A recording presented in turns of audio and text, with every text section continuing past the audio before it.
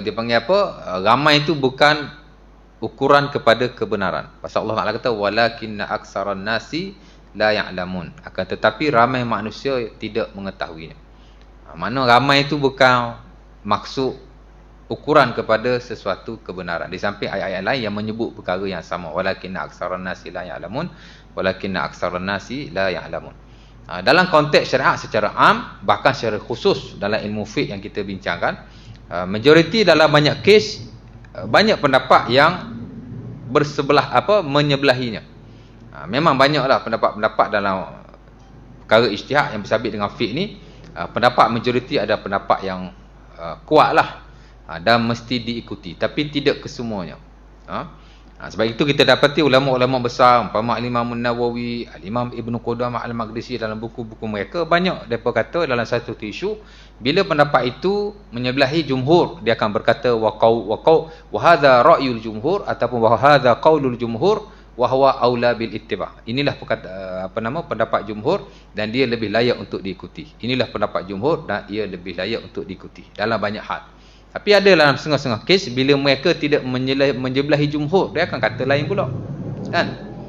Kerana tidak kesemuanya jumhur tu boleh diikuti. Ada dalam setengah-setengah keadaan mereka tidak bersama jumhur, lalu mereka mempertahankan pendapat yang tidak jumhur itu. Pasal dia duduk situ, kan? Macam Imam Nawawi rahimahullah ta'ala contohnya, dalam banyak hal dia kata walaupun dia tidak majoriti, tapi itu pendapat yang kuat. Sama juga dalam bab membatalkan wuduk bila makan daging unta. Walaupun majoriti kata batal, tak batal. Majoriti fuqaha termasuk standard dalam mazhab Syafi'i dan mungkin ada dalam mazhab-mazhab yang lain, dia kata tak batal makan daging unta. Tapi saya kira ulama-ulama hadis kata batal, termasuk al-Imam An-Nawawi rahimahullahu taala. Al-Imam Ibn Qayyim sebut dalam Zadul Ma'ad wahwa qaulu ahli hadis qatibah. Yang kata batal ni ialah pendapat ahli hadis keseluruhannya. Sebab itu bila kita lihat ulama-ulama fiqh yang ada latar belakang hadis seperti al-Imam An-Nawawi dan mungkin ada sebahagian yang lain, dia kata batal. Dan al-Imam An-Nawawi dengan jelas sebut dalam Syarah Sahih Muslim, wa sahha fihi hadisan, hadisul Barra wa hadis Jabir bin Samurah. Wa hadzal madhhabu aqwa dalilan wa in kana al-jumhur ala khilafihi. Kata Imam An-Nawawi, sahih padanya dua hadis. Satu hadis Al-Barra, satu hadis Jabir bin Samurah, yang kedua-duanya diriwayatkan dalam Sahih Muslim. Di mana kata Nabi, tawadda'u min luhumil ibil wala tawadda'u min luhumil ghanam. Berwuduklah bila kamu makan daging unta, dan tak perlulah kamu berwuduk bila kamu makan daging kambing. Jadi dikata telah sah padanya dua hadis, dan ini adalah pendapat yang kuat, ataupun dikata wahazal mazhabu aqwa dalilan, mazhab ini adalah mazhab yang kuat, wa in kana al-jumhur ala khilafihi, walaupun majoriti tidak bersama dengannya.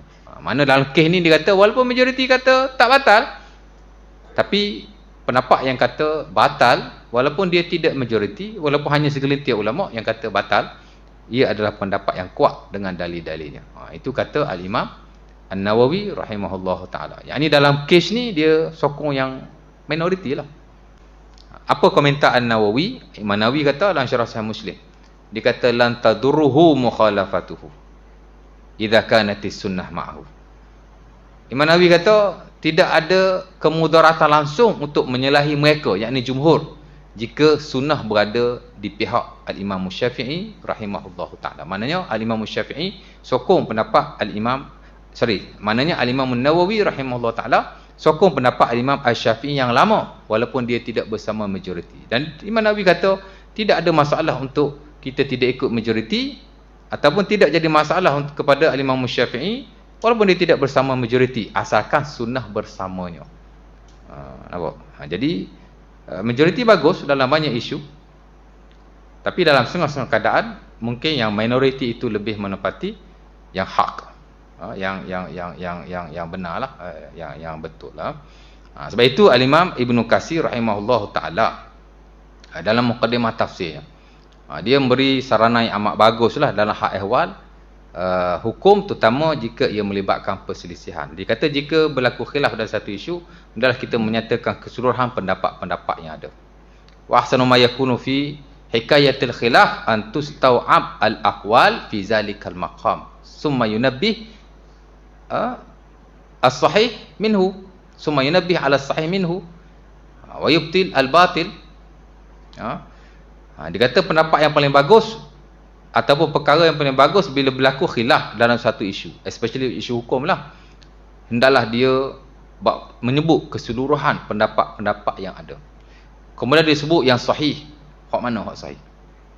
Kemudian dia sebut juga yang dhaif ataupun yang batil.